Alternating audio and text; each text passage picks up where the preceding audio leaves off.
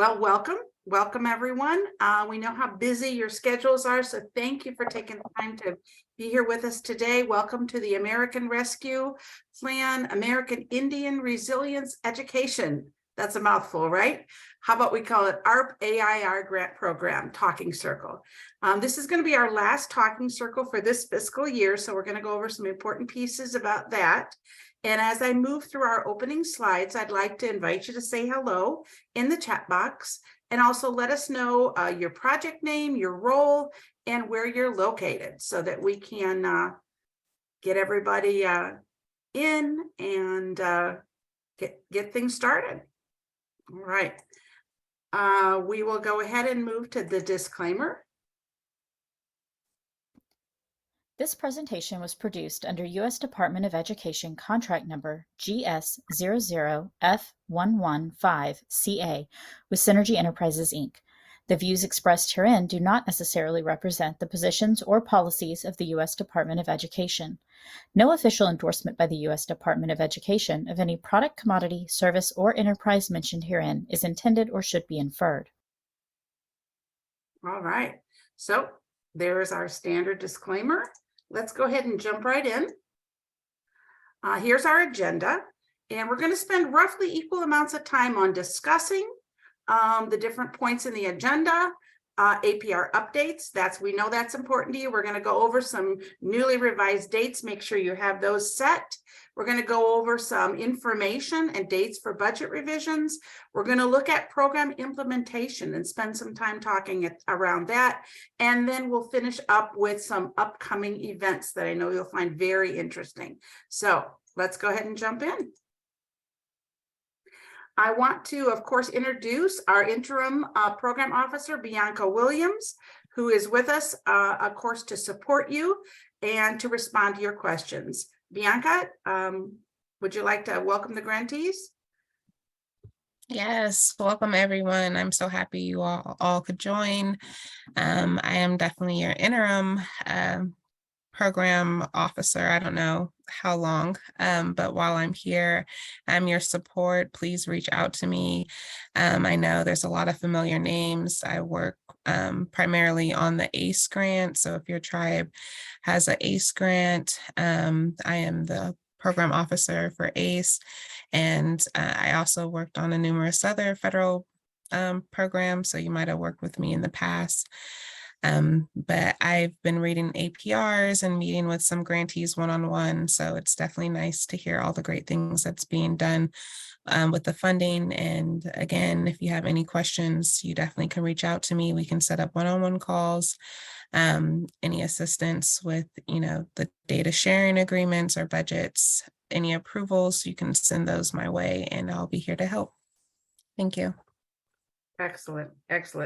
Well, it's great. We've got a very responsive program officer here to support us, and we'll take advantage of that as we're here today. As we go through today, if you have questions or concerns, bring those up. This is the time to talk about those, get some answers to those questions that you have. So, all right. I want to introduce myself.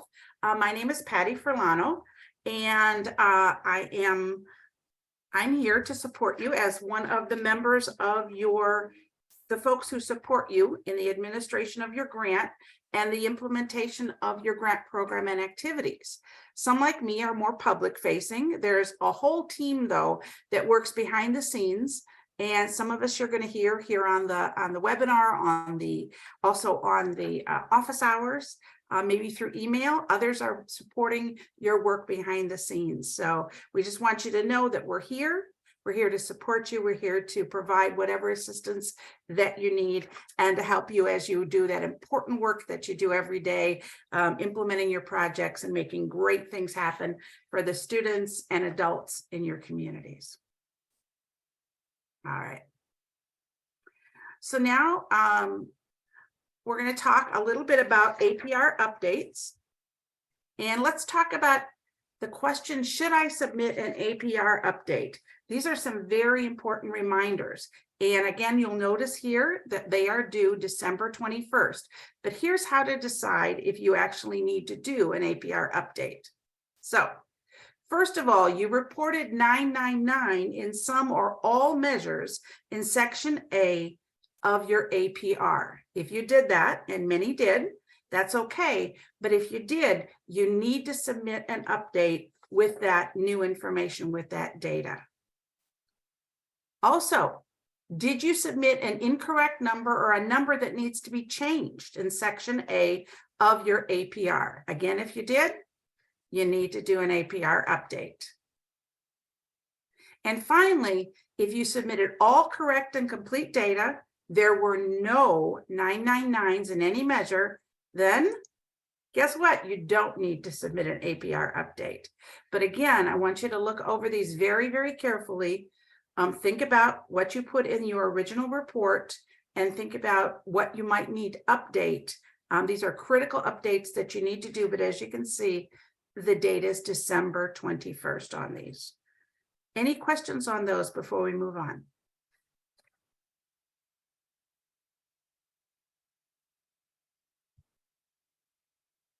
All right. How soon can we update? I believe if you're ready, you can do it. It's Yeah, just Craig, if you've got your stuff ready, go ahead and send it now. Well, Yeah. it's not ready, but it's gonna be ready before December 21st. It won't be here after that. no, that's fine. Early birds are always fine. That's right. That's the last date you can get it in by. December 21st really is when you need to have it done by. But if you've got it all the data beforehand, please, yes, definitely. I think Bianca would appreciate that very much. So on the site, there'll be a fresh page to open up, or I'm sorry. No, so Patty's about to go over exactly All right. how you'll do your APR updates, but you won't actually even have to go into G5. These will be submitted via email. So she'll walk you through on these next couple of slides exactly how to do it. Yep. All right. Why don't we do that then? Just another quick question. Yes, please. There's an email received here not too long ago about, I believe it was the APR due on October 27th. Is this new December 21st then a change of that date? And Steve, it varies by grant. So for your NYCP grant, that's due October 27th. But because the fiscal year for ARP-AIRE is different, y'all's fiscal year and grant year doesn't end until the end of November. We couldn't ask you for APR updates before your year was over. So ARP-AIRE is the only one that has that later due date. But for any other OIE grants you have, yeah, it's due October 27th. Okay. I just wanted to make sure. Okay, thanks. No, good. It's a great question because it does get a little confusing between all the different grants and the different due dates, but definitely for this one, this is the date. So, yep. All right. So why don't we move on? And again, please keep asking those questions. And let's go ahead and take a look at this one. So again, as we think about this, hang on, let me run to the next slide. So a few things about the reporting reminders. Hang on just a second. I got a few things in front of my screen here. So again, as you think about those, they need to include all measures that you reported as 999 in the spring 2022 APR. So you need to think about which ones you reported as 999 and those need to be updated. Complete the required form ED 524B section A. And the optional section C tool isn't required, but we really, really recommend it. It really helps you to walk, it kind of really walks you through the process step by step. So it really helps you as you begin to put those together. I know we had someone mention to us last week or at one of the last talking circles that when they used section C tool, it really helped them kind of organize and think about and not miss anything along the way. So again, while it's not required, it's highly recommended. And then, of course, here's the final piece of information you need to know. You need to email it to the address on your screen and copy Bianca Williams on that. So that's what you need to do, and then send it on to that particular email and copy Bianca. And you should be all set.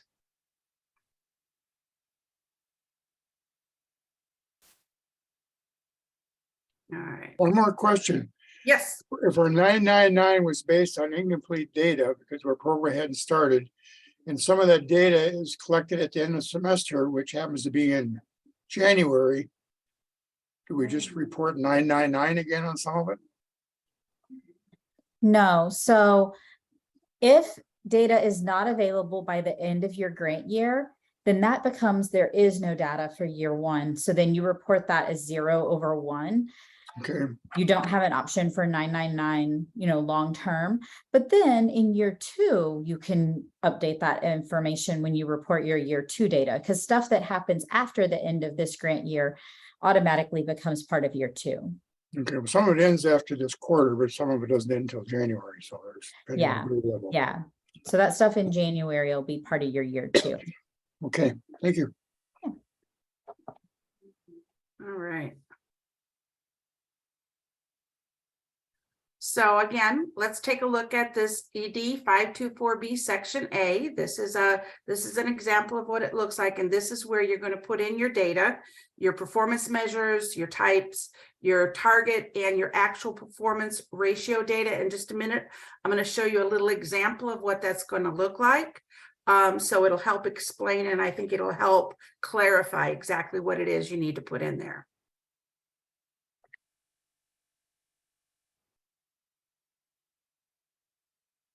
All right, so again, for this one, you need to submit all GEPRA and project objectives, but do not include any new objectives. Just update the ones you submitted in May.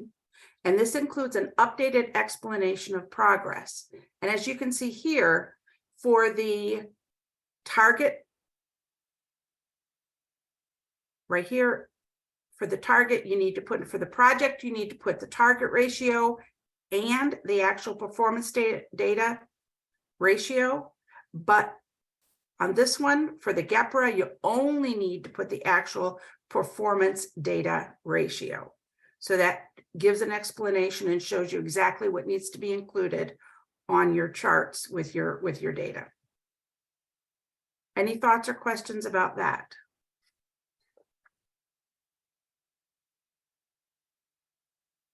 All right, good.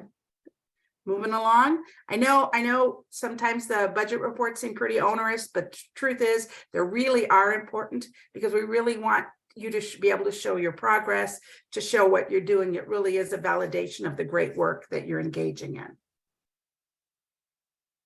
All right, so let's talk a little bit about budget reporting and revisions. We know we're nearing the end of the first year, so you should be through most of the first year budget. However, based on the information in G5, many ARP-AIRE grantees are just not spending money or perhaps not drawing down the money from the system. In either case, this suggests that there may be some challenges that you're facing and that you're working through. So we want to make some space today on how to report and revise your budgets for the current fiscal year. We know that this will impact not just what's happening now, but it will also impact the budget for fiscal year 2, which is due January 12th. Now, we'll talk a little more about that in just a minute, but let's take a look now at spending as of this moment in time. All right. So as we mentioned, on the information in G5, many ARP-AIRE grantees are just not spending their money, or maybe it's that you're not drawing it down from the system. In either case, this suggests that there were some challenges. So if you expended funds, please make sure that you draw that money down now. The reason we're reinforcing this is to help you make the best use of your funds for your important projects. We know how critical that those services are that you're providing within your communities, with your students, with your adults. So please make any drawdowns that you can.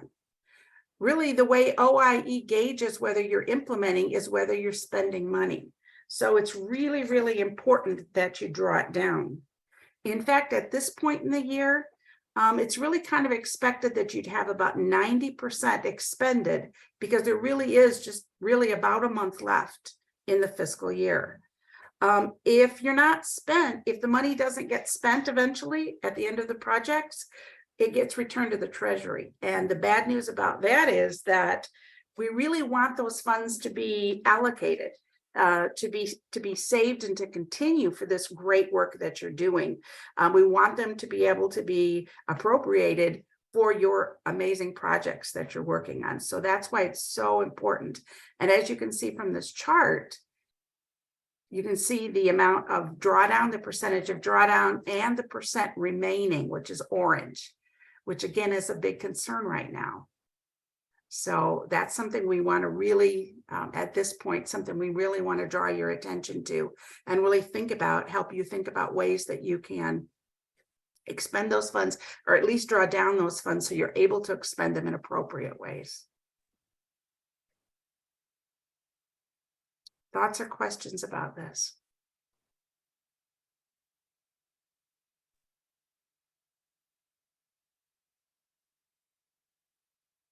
May I ask a question?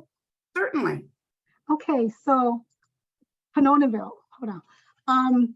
We're only drawing down, 16%. So maybe by the end of the year, the way it's going, maybe we'll hit 25. So we know, or maybe 30 at the most, so we have money left that we would like to be able to spend prior to the end of the year and then doing some carryover. So what you were saying earlier is if we don't spend it by the end of the year, the money will go down to Treasury? No, at the end of the project. Okay. So you definitely need to do the things you need to do, and you need to do the correct reports so that you can get that. But ultimately, not spending this year, we understand things happen and sometimes the money needs to be moved, but here's the important piece. It's a kind of a problem that keeps continuing on. So you want to be very, very thoughtful about the way you're spending your money. And I know you all are, so I know I'm preaching to the choir here. But thinking about it kind of exacerbates as years go by. And we want to make sure we don't get to the end of our project and have funds left over, because obviously, if the project's over, it can't be spent. So just be very thoughtful in thinking. We just wanted to bring your attention to that. So yeah. Thank you. And just to chime in that, while yes, you can carry over some funds, one thing to keep in mind is that when you have large amounts of carryover at the end of the year, it can put you at risk for potential budget cuts, because it then becomes an issue of not being able to justify why such large sums of money are being carried over from one year to another. And is the grantee going to be able to appropriately expend all of that additional money on what's already in their budget? For instance, if you're, rolling over 90% of your budget, the question comes up, do they need 190% of their budget for just 1 year? So we really want to make sure that each year we're expending in accordance with our proposed project and with our proposed budget. And so, really looking at what's actually been drawn down, because as Patty said, it may be that you haven't drawn down, but you have expended locally. That's great. But in the eyes of Ed, when OIE is looking at the budgets, they can only see what you've drawn down. They don't get to see your local budgets. That doesn't actually count for them. If it hasn't been drawn down in G5, it's not showing as expended. So really important that if you're drawing down, you're expending locally, but you don't see it reflected in this drawdown amount, get with your fiscal office and make sure that they're doing those drawdowns on a regular basis.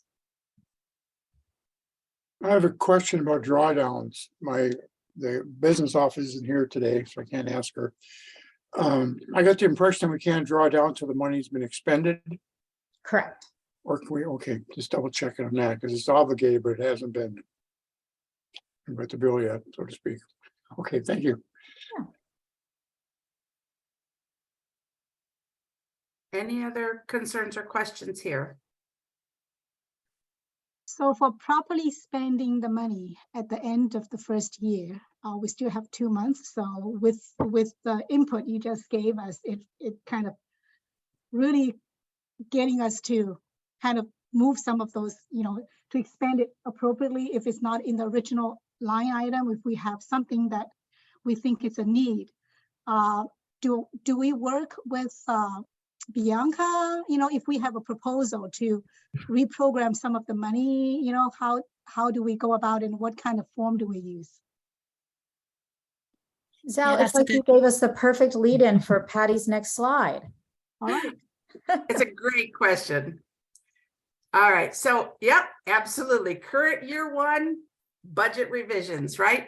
Yay, it's that time. We definitely need to be thoughtful and thinking about that because they are due November 2nd. So very important. And this is an opportunity to move funds where they can be expended within reason, within appropriate measures. So again, as you think about that, budget revisions may be submitted at any time, but for this current fiscal year, November 2nd is the last time we're going to be able to make revisions for this budget. So we need to be very, very thoughtful at this point because our budgets end in November. So we need to make those revisions before that time comes.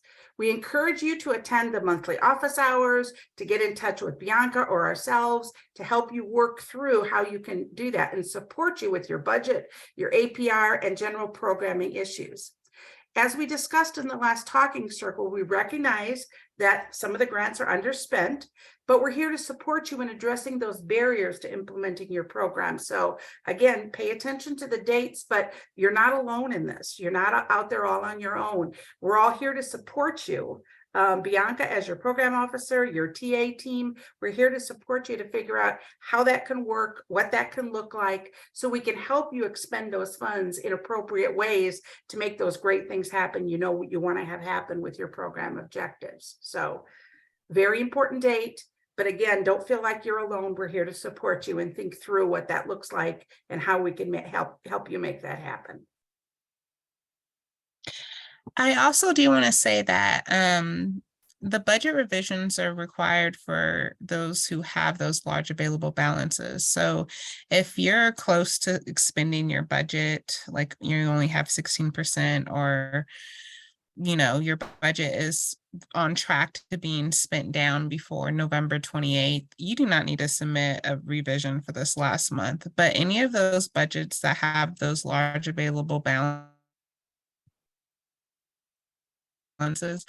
we have to revise budget so we spend or to expend this year. I do want to note too that if each year you have this high available balance, like right now, every grantee who has over 75% of their budget remaining, you're automatically put on a financial risk in the system. So it doesn't even just report for our grant, it's for all your federal grants. So you do want to make sure you're working with your fiscal officer to expend and draw down your budget, at least quarterly. We do know that some grants are on reimbursement systems, but let's, submit whatever we need to be reimbursed. And, some grantees are, after reading the APRs, have delays and, personnel and things that cannot happen or won't double up next year should not stay in that same line item. So, if you were unable to hire this year, we're not going to hire 2 people for the position next year. So we need to revise that personnel and make sure it's going into supplies or, contractual for more services, something that can be expended within the next year. We do not want to have funds carry over multiple years. So everything that you are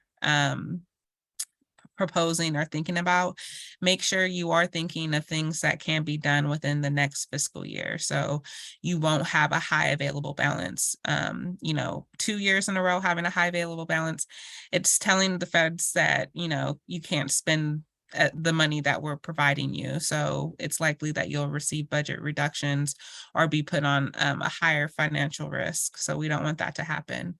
But like Patty's saying, please work with me on these sessions. We do love group sharing because you guys are in the field and you know what's actually working. So if we need to do any budget revisions, help each other out. But yeah, a lot of you do have very high available balances, and we do want to show that we're able to use these funds, we're putting them to good use, and we have those capable grantees that's doing so. So please help me prove that we're doing that. And Patty, would you mind going back a slide just so everybody can take a peek once more at their percentage and whether this budget revision is going to likely apply to them. So remember, the orange is the money you still have left. And that percentage that you see at the top of your column is the percentage of your budget that you have not spent as of yet.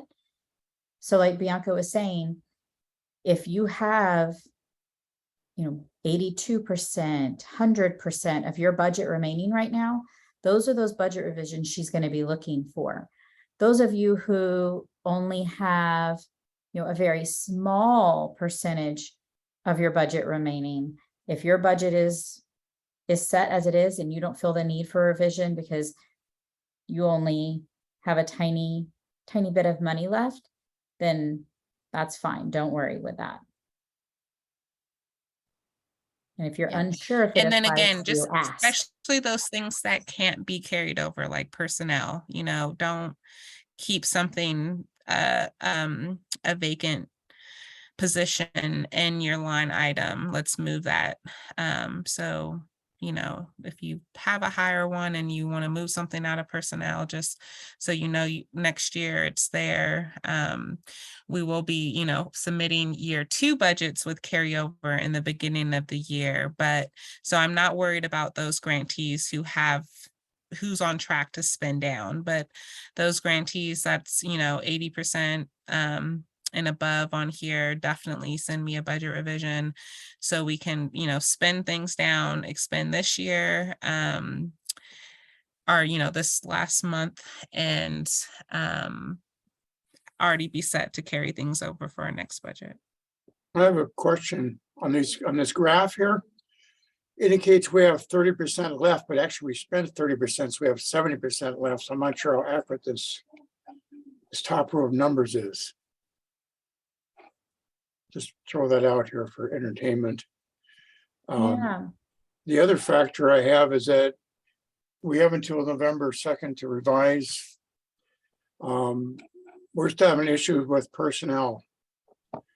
So if I can't fill those positions by the 2nd, move that money somewhere else then?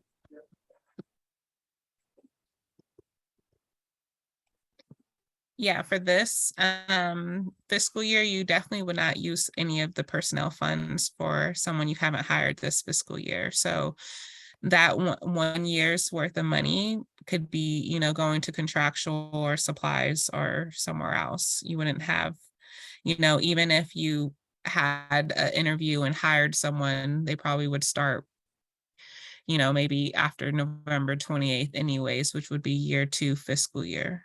Well, that one's starting Monday, finally. Oh, good. All right. Oh, So, congratulations. and you were saying you've only spent 30% of, That's what this indicates is 30% here.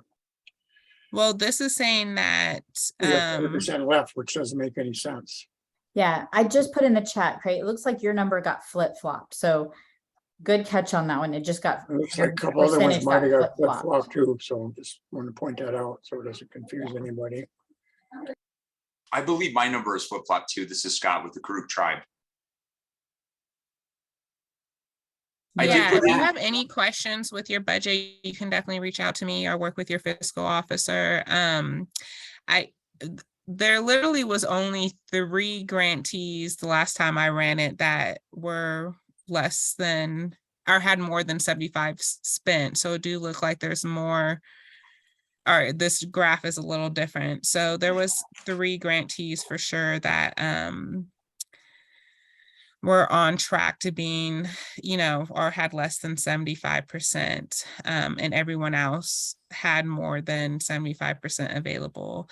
And again, sometimes, G5 could be a little delayed. So your best point of contact will be your fiscal officer and kind of just pushing them to make those drawdowns if they're, behind on anything. But yeah, this do look a little bit off. Yeah, just I'm putting by in the chat the glancing 3 at it. that are more than 75%. Yeah, I apologize for the confusion on the graph, but yeah, if you have a lot of money or you haven't spent a lot of money this year, please send me a budget revision and let's think of ways to spend it and keep them in line items that can be carried over. Bianca, this is Scott Esseltine again with the Yeah. Karuk Tribe. I did submit a budget revision because a lot of the money that I'm spending is based on personnel. I was able to hire a full staff, the full team is complete, and that was around September. So we put a budget revision in back in late August, and I still have not heard back if that has been approved or not. I will double check on that. I thought I approved all of my budgets for ARP-AIRE, but I will check. And you sent it to me for sure? Yes. Okay. On my to-do list. I'll get back to you. Okay, thank you.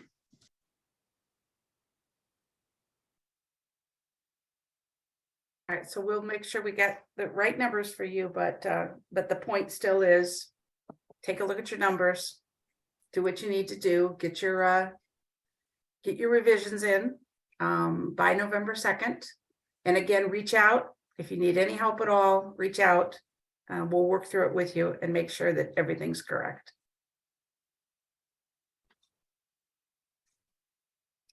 All right, so we're going to move on to year 2, unless there's any other questions about year 1.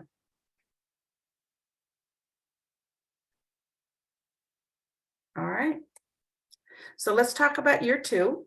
So year 2 will be in G5 soon for each grantee, so you'll be able to see that.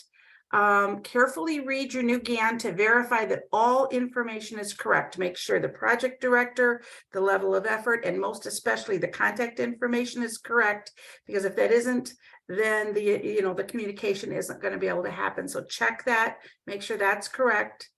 Also pay attention to your award amount, noting any potential budget cuts. So if there have been any, that will be in that information also, and then review your GAN for any restrictions. So you want to carefully read over that as you receive that. And again, it's going to be happening very soon. So take a look at that. Get with your fiscal people, make sure that you've checked all the information. It's correct. Again, if anything needs to be changed, if there's any contact information or project director changes, make sure to verify that with Bianca. Make sure you let her know that, so that that can be adjusted on there and we get that good information flow happening, all of that, those good pieces of information there. So Art, just a quick question. If there are going to be budget cuts, they're going to be presumably based off what you saw there before, or are you going to wait a little bit to see if any of those numbers change? Because I know that probably what I need to do is go look at the fiscal, or go talk with the fiscal officer. I know there had been money spent, but it doesn't show it. And so I just want to make sure that there's a fair chance to get those updated through the fiscal folks. Did my question make sense, or did you hear a question? Yeah. Steve, I can reply back to that with saying, this fiscal year, do not worry about having a budget reduction. So that's why we're working on Okay. these budget revisions now. Okay, great.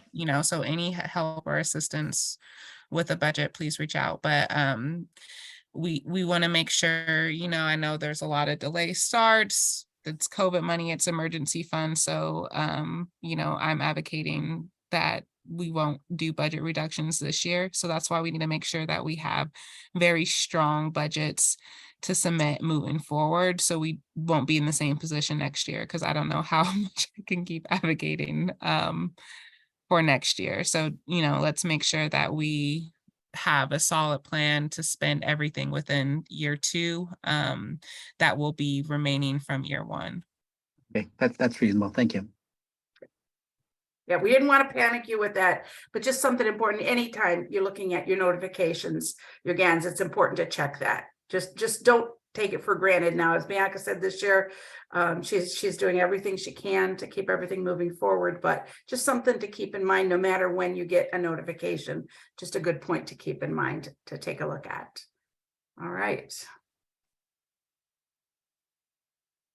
So again, so we've thought we're right now we're focusing on getting those year 1 budget revisions done, but soon will come the time that we need to start thinking about our year 2 budget revisions. So each grantee is required to submit a year 2 budget revision. It should include the carryover and the grant award. Now we're talking about year 2 right now. Use the optional budget revision form. We can't say this enough for year 2. And those are due January 25th. Bianca's giving you a grace window here to really make sure that we can get year 1 done, and then we can move on thinking about year 2 and thinking about year 2 done. So you want to note those dates. We'll be sharing those dates again multiple times, but something you want to note again for year 2 and thinking about those budget revisions. So that's January 25th.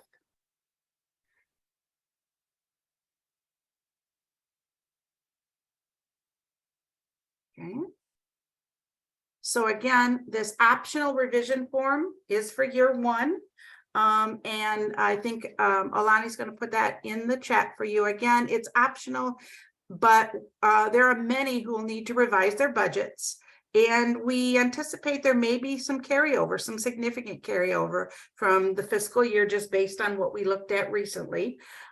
We've provided this optional form for you. And again, it'll be put in the chat for you. You can download it right from there. On my screen and in the file, you'll see that we've added some new tabs to the tool with examples and directions, which are hopeful will be very helpful to you. And again, due January 25th.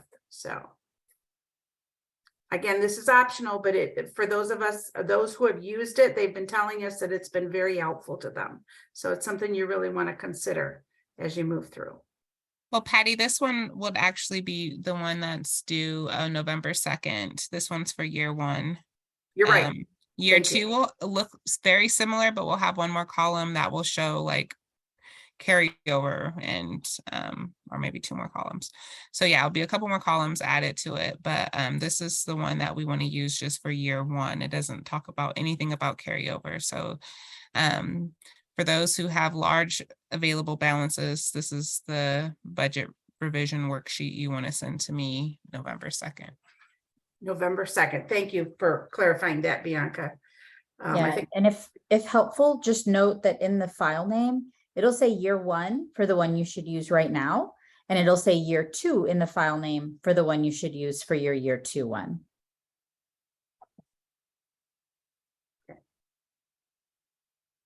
so. Let's just clarify, and we'll clarify those dates again at the end. November 2nd for year 1, January 25th for year 2. So just to clarify those. All right. We're going to move on to another piece here in just a minute, but are there any kind of questions hanging out there, concerns hanging out there about everything we've talked about up to now? Anything else anyone needs to ask?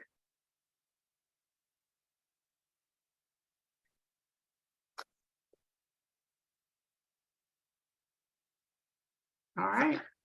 And again, if something comes up as you're starting to look at your forms, as you're starting to fill things out, questions, concerns, I'm not sure, I'm wondering about this, please just reach out. That's what we're here for. So let us know your questions and concerns, and we'll help you work through that. All right. Excellent. All right, so now let's talk a little bit about program implementation. So we know, all the fiscal work and all the budgets and all the forms, we know that's all required and important to make the project run, to keep things moving along and to keep everything going. But we know that the work that you do, that program implementation work, is really where your heart is. That's where the great things that you're doing in your project really have that effect with your students, with the community, with the folks that you work with. So let's talk a little bit now about what's happening in our projects. And as we think about that again, all those things that are happening really are amazing, and there's something to be celebrated. So that's what we're going to do now. We're going to spend just a moment talking about what's happening in your project. And to kick it off, we're going to ask Coeur d'Alene to tell us about their intergenerational placemaking program, which is really cool. It's a really cool program. I think you'll be really excited to hear about it. And then in the future, we're going to be showcasing some additional folks and some of the great work that you're doing. So I want to introduce Julie, and I think Justin are here to talk about the program. So please welcome Julie and Justin. Sure. Thank you, Patty.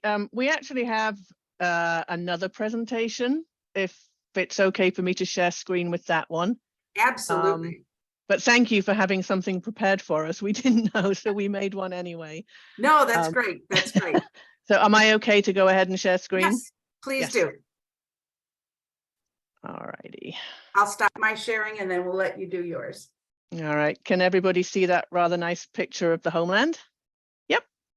Fabulous. Okay, so just a very, very brief overview. This is part of our project. We have two strands in our project. One involves our Early Child Learning Center and a land-based curriculum for them. And the other is the summer program, which is the rest of our tribal youth that we take through a 4-week summer program, which is place-based, on the ground, hands-on learning. Just to give you a few figures, we took 54 middle and high school students through this summer program this year. We had kind of budgeted for 60. We did, in fact, pretty much have that number, but 5 of our students we placed in different work environments because the summer program structure just wasn't going to be right for them. So we did kind of almost have 60 students. 54 of them went through this program with us. The basis of our program is to reconnect our youth with place and with the land and take a deep dive into tribal history, focusing on one of the 3 reservation communities that they're familiar with each of the 3 years of the program. We have a slight problem here in Idaho in that culture is a scary word and a scary concept, and House Bill 377 made it very difficult for the public schools to be able to even want to touch culture with a barge pole, so to speak.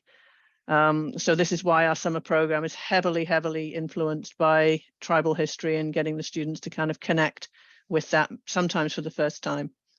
So that's a brief overview. I'm going to pass it on to Justin to explain to you how we got the kids involved in the first place, and then just take you through a little bit more in detail about our curriculum. All righty. All right. So when we started designing the summer youth program, we decided that we were going to look at 6 different tracks, potentially having 10 students in each of them. We were going to look at advanced art and animation, climate explorers, which focus a little bit more on looking at how the effects on the environment, the changes, and then kind of what is currently happening with the tribe in terms of restoration and maintenance. We had medicinal plants, in which we looked at traditional foods, traditional vegetation throughout the area. And again, a little bit of it was environmental in terms of what has disappeared and how are we trying to bring it back and so forth. We looked at photography. We had a storytelling portion, and then we also had a podcast, a Voices to Hear, or a podcast program where students created their own podcasts about the subject, in which they got to use you get to hear their own voice and descriptions of what their learning process was. And so the project goal was to produce a multimedia story map that documents student experience and learning. And so we worked with our GIS department, and they helped us create a story map and that had all 6 sections, and it showcases a lot of what our students learned. And I believe Julie's going to drop that link in for you guys in the chat. And if you go through it, there's quite a bit there, between videos, photos. I know I was in charge of the photography track, and I know, we have a virtual photo gallery that takes you outside of the GIS. So there's a lot of different pieces, but it really showcases what those students learned and accomplished in those 4 weeks. The process of actually getting the students going, though, and into it, we really focused on the marketing side of it. Again, social media seems to be our biggest, it works for us. I mean, everybody's on social media, so we really utilize Facebook and Instagram. We do send out an inter-office email, so every employee gets the advertisement. We actually work with the school as well, and they send out an email to all the families. We put up flyers, we have newspaper advertisings. We actually go into the classrooms, each grade level, and advertise and start recruiting students there. And we even did it at the tribal school. So we have a public school and a tribal school. And so once we complete the marketing side, we start the process of application. And for us, it's really important for our students to start developing those skills that are needed to go into the workforce. So we require an application, a cover letter, a resume, and then we actually put them through an interview. And so rather than just kind of throwing them into the mix, we actually invite them to come in and do some trainings with us. We actually sit with them and complete their application with them, especially for some of those who are first timers. We help them write their cover letter, help them develop a resume, and then if they wish, we can offer mock interviews as well. But it really helps us in terms of our planning to determine, whether or not a kid is truly interested in, let's say, advanced art, or perhaps they would fit better into photography or voices to hear. And it's a way for us to really ensure the right placement, I guess. Thank you, Justin. Okay, so this is the kind of theory bit behind it all. So our director, Dr. Chris Meyer, who can't be with us today, and I sat down months before the summer to kind of think about how we were going to do this. And the framework that we came up with is based on the Coeur d'Alene tribe's core values, which I'm not going to attempt to pronounce because I'd butcher it. So I'm not going to go there. But the core values in English are membership, spirituality, stewardship, guardianship, and scholarship.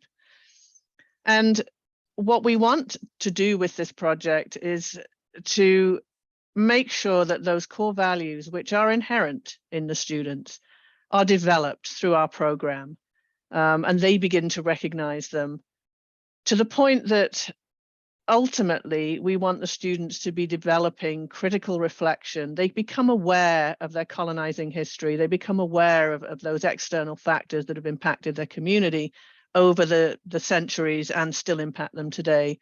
And then they begin to think about ways to deconstruct that. Ultimately developing critical consciousness to become those critical leaders of the future. So that was the whole rationale behind everything that we were planning to do. And therefore, the foundations of our curriculum design, when we looked at in the proposal for this grant, we talked about the 3 communities within the reservation. And one of those communities you have to start with, because the Coeur d'Alene people were moved to what became that community from a series of events that began with the pre-contact and then the contact, the coming of the Black Robes or the Jesuit priests who set up missions in this area. There were 3 missions. So we started in 1842, which is when that all began to happen. And then there's an extremely critical moment in 1858 where the US Army actually had a battle with not just the Coeur d'Alene tribe, but with some of the other tribes. But the Coeur d'Alenes were involved in that battle, and some Coeur d'Alenes died in the battle. And from that, I'm sure many of you are familiar with the name of Colonel George Wright. Certainly those of you in the Northwest. He began a series of vicious reprisals against the tribes, including the Coeur d'Alenes, burning their food stores. There's a very famous and hideous horse slaughter up near Spokane. And he also took some warriors hostage, and then he hanged them without trial. So there is a place here called Hangman Creek. It's an important watershed that runs through the homeland. It's been important to the tribe for millennia. And it's known as Hangman Creek. And a lot of our students know it as Hangman Creek, and they know, maybe some of them vaguely knew why it was called that, but they didn't really know. So that also became a really important part of the history that they needed to learn this summer was, what happened? Why is that place called that? And what happened to lead up to that? So as the quote down there says, awakening them that they are products of the settler colonial education. There were kids saying, why don't I know this? I've never heard this. And they will never hear it in school. So that's, this grant is allowing us to fill that gap substantially. And this, I'm just going to leave this up here, this final quote, the picture in the background, which is kind of faded because sometimes the pictures dominate, is our students on the medicinal plant track. They had a wonderful time. They went out and they learned from elders what the plants were, what plants were used for medicine, what kind of medicine, and they went out and gathered them, identified them. They had to find out what it was used for, how it was used. They got to taste traditional foods. It was a really, really special track for a lot of those kids that were on that track. And if you do have a chance to look at our story map, and I know we don't have much time here, please do look at the story map, because the podcasts, and Justin's going to chuckle at me because I was involved in the podcast track. That's my track. The students' voices are incredible. They talk about how they felt about what they learned. There are no adult voices, really, only some of the elders that were recorded when we were out one day. And one group decided to run the whole battle scenario as a newscast. So they put themselves in the past, but as a modern day news team reporting on this is the battle and telling it from the Coeur d'Alene side, because what we discovered in our learning with the students, there's only really one side here. Where's the other voice? And I know in our track, we did some activities with them where we gave them some news articles from different news outlets telling the same story, but it was really, really different. So that was part of the learning, whose voice is the loudest here? So, yeah, the lovely comments coming already. It is beautiful, Alani, you're absolutely right. I'm just honored to be here. The story map's incredible. When you think, thanks to our GIS department for putting it together. We just threw things at them and said, can you do this, please? But the kids produced it all. I mean, it's student in each of the tracks. It's student words, it's student reflections. The podcasts are great to listen to, and the artwork is impressive. Justin students did some wonderful photographs at the interactive gallery. It's a nice blending of kind of traditional and modern technologies.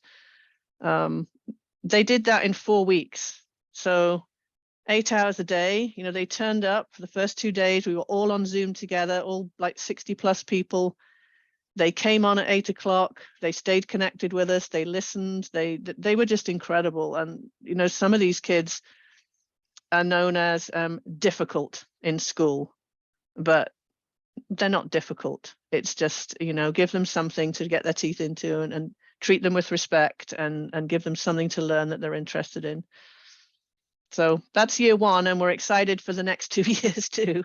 I don't think I missed anything, Justin. If I did, speak now. Nope, But I there think you you go. covered it all. All right, let me Well, thank stop you sharing. so much for sharing that. That was amazing. And wow, just to see what's happening is really fantastic. That's one of the reasons we wanted to start this, to start sharing what your projects are doing, because while all the fiscal stuff is important, this is where the rubber meets the road. This is where it happens and makes a difference. So thank you very much for being willing to share your story and your wonderful ideas. I saw some great comments in the chat about that. Let me go ahead and share my screen while I'm thinking about it. We'll get that back up. But yeah, that was fantastic. So love to see that. So as we think about this type of a project, I know all of you are doing amazing projects. So we just want to open it up. We want to let you know we are going to take an opportunity. And so be looking for that email from us as we have our next sessions. We're going to be sharing some additional projects, some of your projects. Before we kind of close this piece up, are there any questions for Julie or Justin about their project?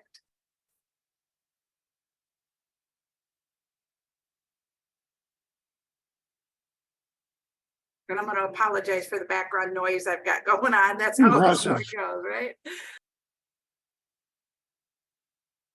I've got a quick question. I'm just curious how challenging it was to get a group of youth to participate in that.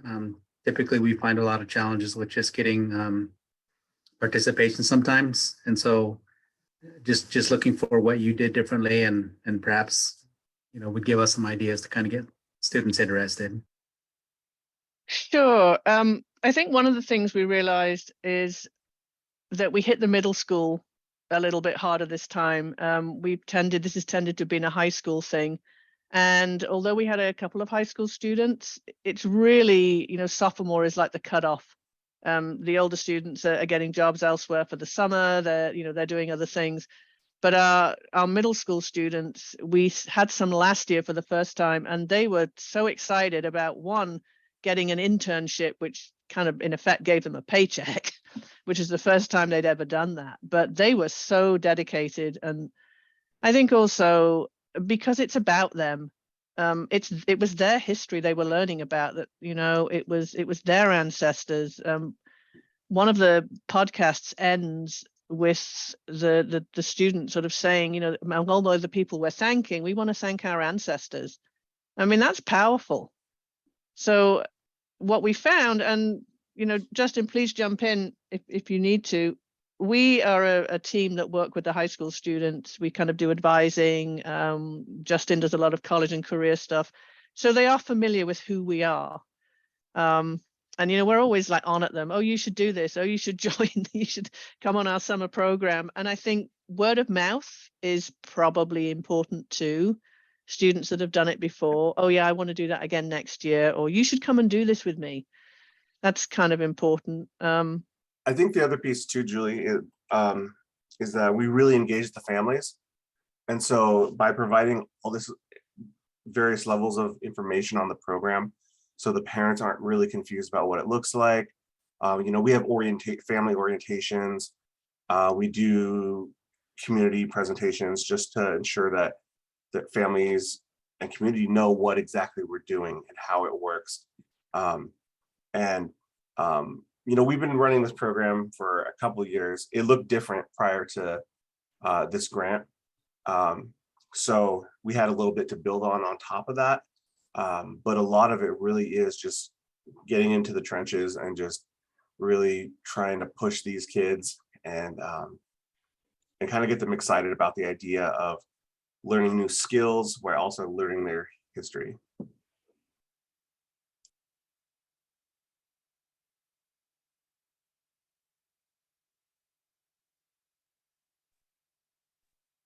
Excellent. Thank you.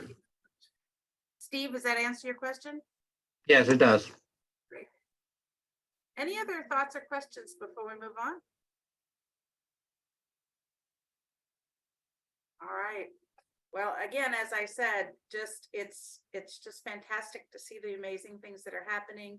And again, we'll be reaching out so you can think about sharing some of your great things that are happening within your projects. And we'll be doing that really, really soon. So, all right, excellent. We'll go ahead and move forward here. All right. So before we move to the next piece, we're going to start talking about program implementation and maybe a few of the challenges you're facing. Does anyone else want to share anything about their project before we move forward?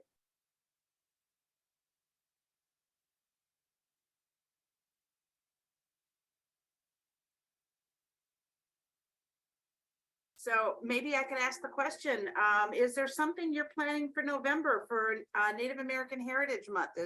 Maybe share an idea. What have you got going for that? Any ideas or thoughts about what you've got going for that particular month's celebrations or activities? Well, in tribal schools, every month is Native American month. I'll throw that out there. So we have constant things going on every week. But I wanted to say in my program, we have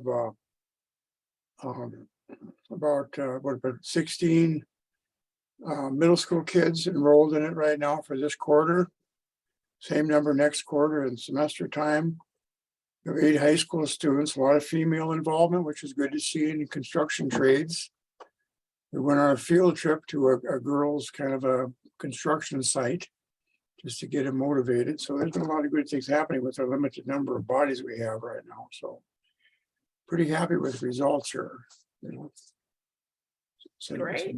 It's a new thing. Any other thoughts? Any other things to share? Something you got coming up? I'm sorry, I said something. I say I'm not as impressed with Coeur d'Alene, though. They've got some really wonderful things going on the way it looks, and not to mention great PR. I'm not a PR person, so you got that. Did you ask me a question, by the way? Excellent. All right. All right. So we'll leave this space then here and we'll come back to this space. And as I said, we'll be sharing some of the things that are happening, but let's go ahead and move on just in interest of making sure that we stick to our time schedule. Let's go ahead and move on and let's talk a little bit. We talked about some of the great things that are happening. Let's talk a little bit about challenges, because we know that these kind of projects, these are wonderful things that are happening, don't happen without a challenge. And so in August, we took a poll asking you what was your greatest challenge that you were experiencing at the time. And the results came back: hiring delays and lack of qualified staff to deliver the services were the responses that got rated as a significant challenge. So what we're going to do now is I want to check in and kind of see where we are with that. Are those still two of the most significant challenges you're facing, or have you addressed those? And let's talk about that. Alani's going to put a link in the chat. We're going to go back to the Padlet, which is again that tool where we can kind of all post and share some information at once. So Alani's going to put that in the chat, and then I'm going to ask you to join me there. And we're going to talk just for a few minutes. We're going to share, we're going to collaborate around some of the challenges we might be facing. It's an opportunity to share those, to maybe get some feedback from colleagues or the TA team. So let's go ahead and do that. Let's go ahead and go to the Padlet. And I will show you real quickly. We'll go ahead and go there together. Hang on just a second and let me get there with you. Put that in the chat just so you have it. Excellent. Yep. There we go. All right. So let's go ahead and go to that together. And as you'll see, this is a Padlet we're going to be going back to from time to time. We've posted, and this has been up here for a while. We're going to keep continuing to update our deadlines, forms and templates, links, all kinds of wonderful things for you here. But if you'll grab the bar at the bottom and just move over with me, you'll see we're going to come to LEA relationships, digging deeper. That's where we're going to start working today. So if you're having any troubles finding it or getting there, just let us know. We'll support you with the technology. So here's what I'd like to talk about first, this very first box right here. And the question is, what challenges have you faced in developing strong relationships with the schools and district leadership? How have you overcome those? So let's go ahead and stay there for a minute. And again, to put a thought up, again, you just click on this little circle, this little plus sign right under there, and you can add a post. So feel free to do that. Put that right in the Padlet, or if you want to put it in the chat and I can help you do that, that's fine too. But let's talk about challenges. So let's talk about that particular challenge first. In developing strong relationships with the schools and district leadership, or with any of the other partners that you're working with, what are your challenges there?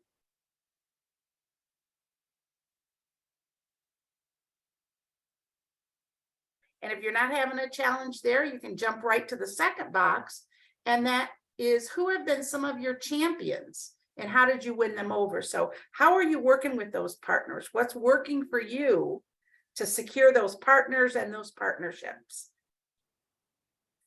And then finally, the last question there under LEA relationships, how do you help districts see the value add, or even partners in general? How do you help them see the value add? How do you partner with them to make that work? And maybe it's districts, maybe it's staff within the district, maybe it's other colleagues within the district. How do you work with that? How do you work with those partners to make that happen? So anything you want to add there under any of those three boxes, we'd love to see, again, what challenges you're facing, or maybe something you've done that's really working.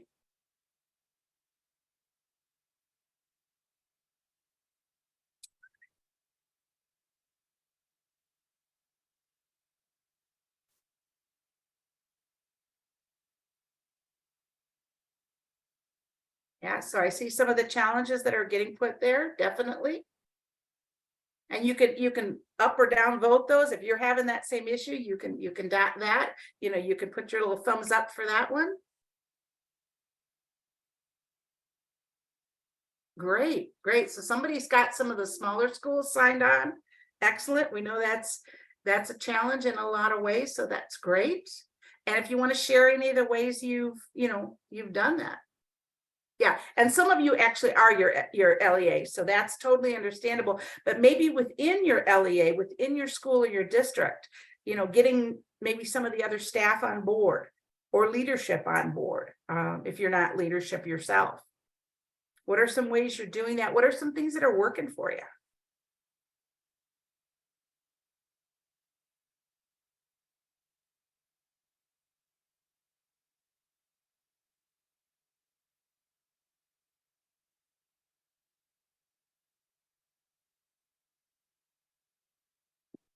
And then I want you to look at the next box again, when we talked about those implementation challenges.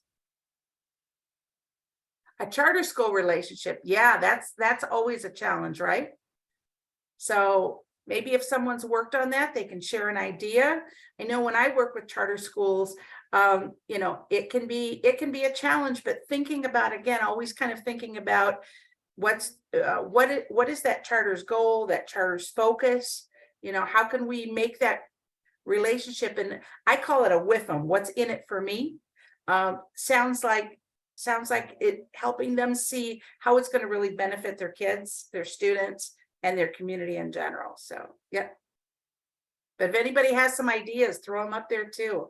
And then again, I want you to look at that last column, implementation challenges. So again, if hiring delays are a concern, you can upvote that one. If lack of staff is a challenge, you can upvote that one.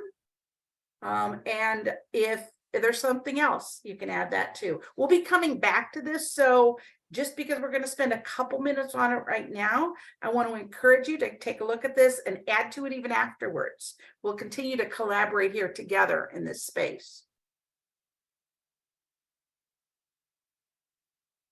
Yeah, so that's a concern. Yep.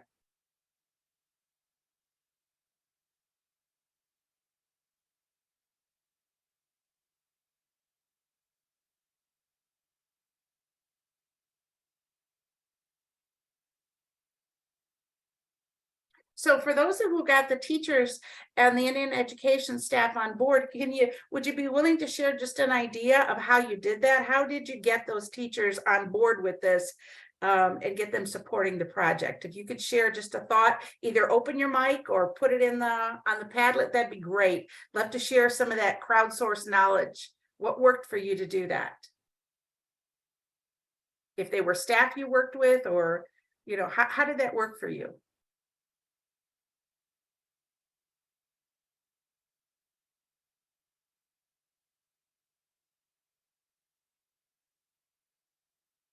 Oh, I love it. Working with staff and explaining vision and goals, right? Thank you. Thank you for that.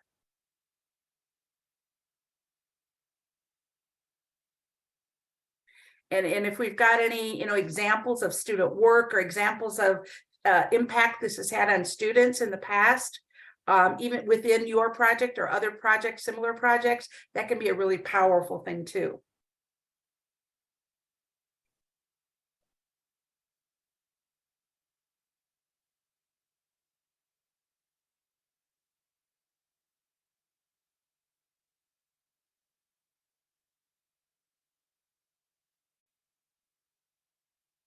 All right. So again, I just want to encourage you, we're going to continue to use this tool as we move forward. We're going to continue to collaborate on here. We'll have some additional collaboration ideas and ways to do that. So again, this isn't just for now.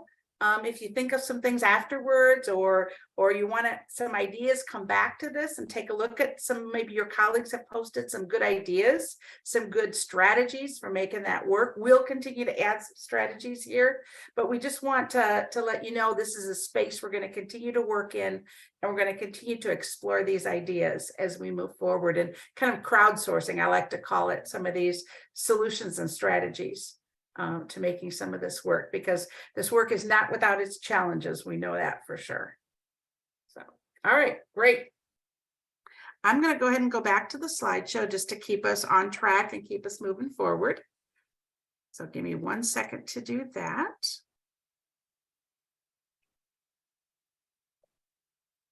All right.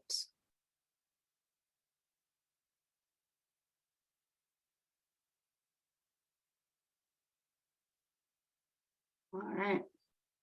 So we talked a little bit about this, and again, I want to encourage you to explore that Padlet, to think about some things that are working, and to share those with your colleagues so we can continue to work through those. We'll continue to put up, the team will continue to put up some strategies for you also, some resources and things. All right. So are there any other, I'd like to just kind of think about this implementation challenges kind of in a bigger concept. Are there any other implementation challenges that you're facing? And again, please open your mic or throw that in the chat. That gives us some ideas for the future, things we can continue to talk about and share and think about. What are some other implementation challenges that you're currently facing? I'd love to hear about those.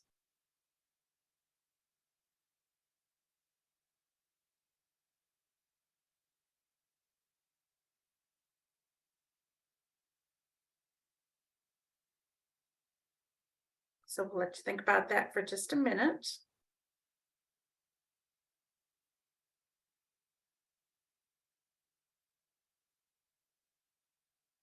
And as we continue on, as you think about those challenges, I want to encourage you to put that in the chat, or you can email it to us, or however you want to share those challenges, or put it on the Padlet.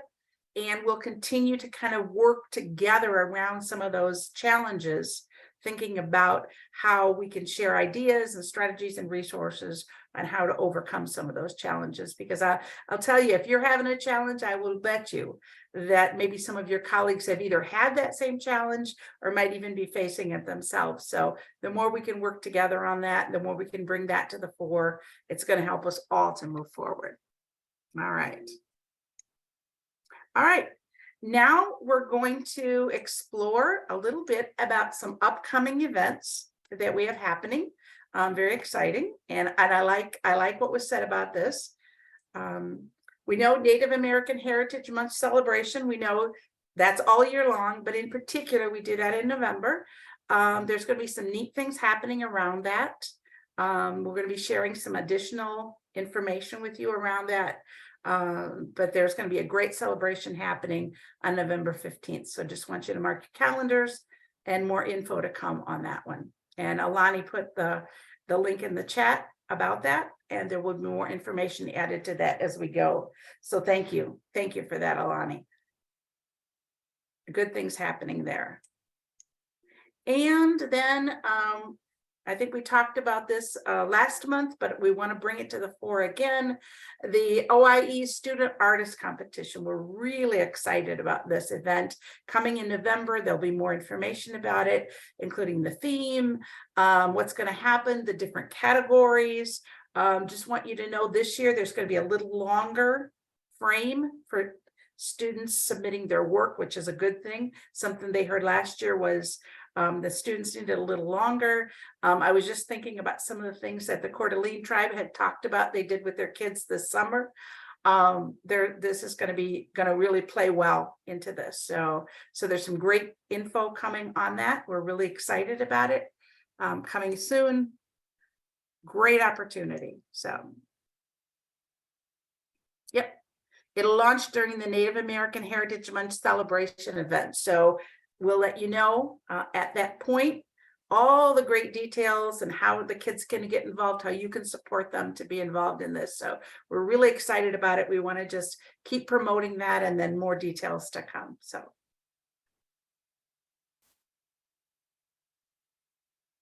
All right. So again, just want to remind you to connect with your technical assistance team. That's what we're here for, to support you, to help you to work through all those details and challenges that you're facing. We know Bianca is definitely here to do that for you, to lead that charge. So please contact us with questions, concerns, whatever it is. We want to offer you the opportunity to schedule a coaching session.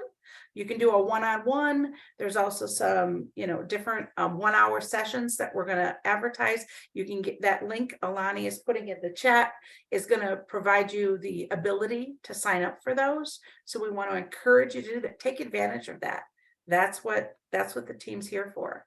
And you can schedule again those one-on-one times. If you joined or listened to the recording of the project planning and reporting webinar, you know that you can schedule custom coaching sessions. So please do that. Please take advantage of that. And we'll work through. And we also love to hear about the great things that are happening in your projects. So let us know about those too.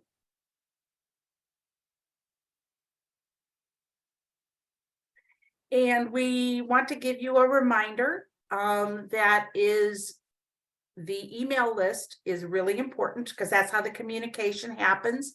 So if there are some changes, if there's additional folks you would like to be put on that list so they can get those communications too, please send those again to the oie@seisservices.com. We want, if you can include the name, the role, the email, or you can share them in the chat. That would be great. So either way, let us know. We'll get those folks on the list, and we'll get that communication happening. All right. As we get ready to wrap, we're going to ask you a couple more things as we finish, but just wanted to open it up. Are there any burning questions, any thoughts, any concerns you want to talk about before we wrap for the day?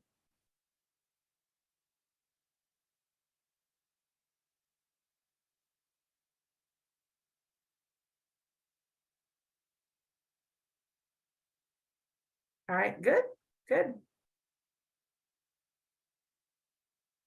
All right.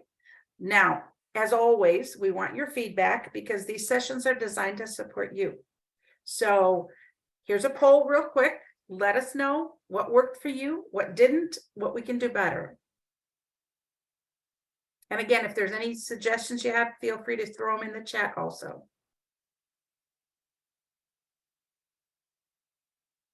We'll leave it open for a few seconds for you to do that. And then we've got a few market calendar reminders for you, so hang on for those.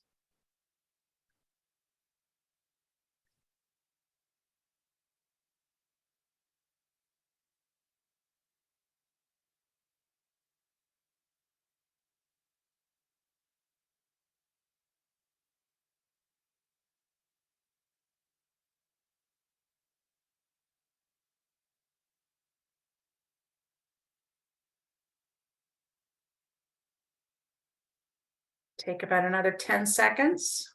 We really appreciate your feedback.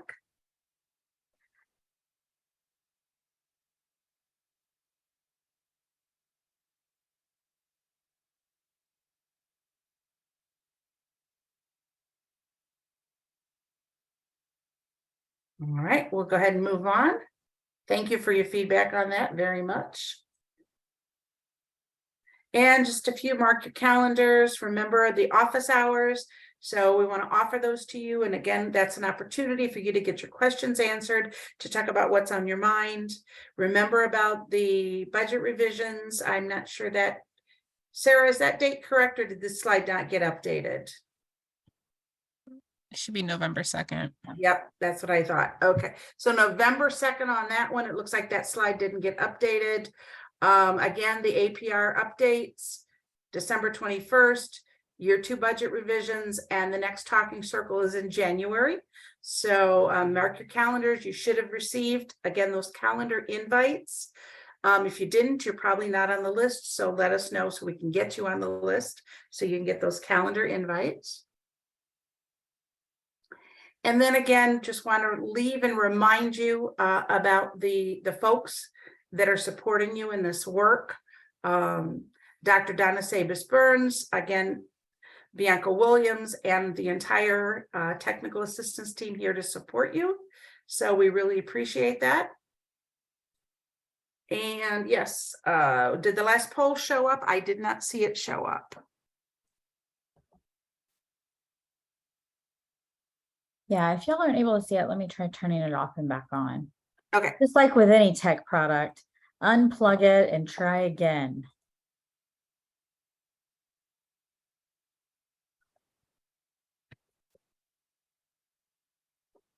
there it goes. All right, can anybody see it now? Yep. I think that's the one they already answered though. Is there another one? We just did it. Yeah, this is the feedback poll. So just making sure that everybody was able to actually access it because it wasn't getting any responses. So I'm making sure everybody was actually able to see the poll. Perfect. Okay, excellent. So if you haven't, please do. If you have, we appreciate it. Because I think I might have been seeing some responses on my end, Sarah, so I'm not sure. It's the tech gremlins, they're at it again, so. All right, we'll leave that open then as we go. And again, we just want to thank you for your time today. We know your time is very precious and the great work that you're doing, to thank you for that. To thank you for the good work that you continue to do. And again, reach out, please let us know if we can support you.